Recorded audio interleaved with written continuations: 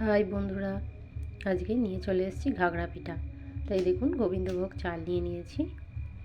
এই যে বাটিতে করে আপনি চাল নেবেন, সেই বাটিতে করেই সব পরিমাণগুলোই সমানভাবে নিয়ে নেবেন। তাই দেখুন আমি গোবিন্দভোগ চালটা নিয়ে নিয়েছি। এটা যেহেতু আমার ঘরের চাল, একটা দুটো কাঁকড় আছে, এটাকে আমি বেছে নিয়ে এই যে ধুয়ে পরিষ্কার করে জলে ভিজিয়ে দেবো। মিনিট 10 ভিজিয়ে রাখলেই এটা হয়ে যাবে। দেখুন 10 মিনিট পর ফিরে এলাম। এইভাবে দেখে নেবেন চালটা আমার ভিজে গেছে। এবার আমি একটা মিক্সার গ্রাইন্ডারে নিয়ে নিলাম।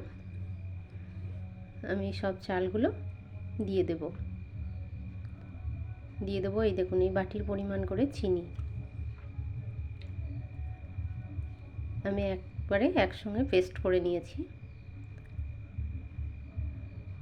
এই দেখুন এইরকম পাতলা করে ব্যাটারটাকে করে নেবেন। তারপরে এর সঙ্গে আমি এই বাটিরই সমপরিমাণ আমি নিয়ে নেব ময়দা। দেখেছেন, এই ময়দাটাকে আমি এবার ভালো করে একসঙ্গে গুলে নেব।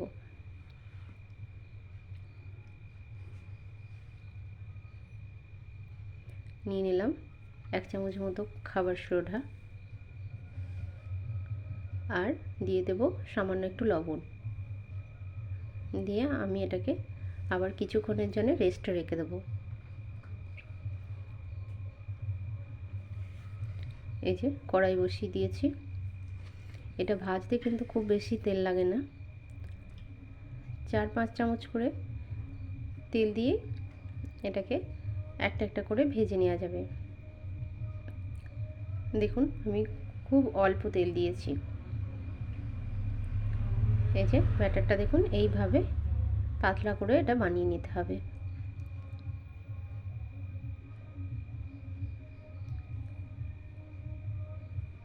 এবার আমি একটা একটা করে এগুলো ভেজে নেব। তা দেখুন এই পিঠেটা এত সুন্দরভাবে হয় যে এটা উল্টে পাল্টে ভাজতে হয় না, এক পিঠ থেকেই ওপরটাও হয়ে যায়, এবং ভিতরে যদি কোনো কাঁচা অংশ থাকে সেটাও বেরিয়ে আসে। দেখুন এইভাবে এই পিঠাটা তৈরি করা হয়। আমি সবগুলো ভেজে নিয়েছি। এইভাবে আপনারা বানিয়ে খেয়ে দেখুন।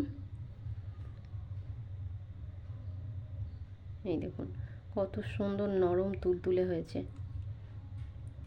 এবং ভীষণ মচমচে।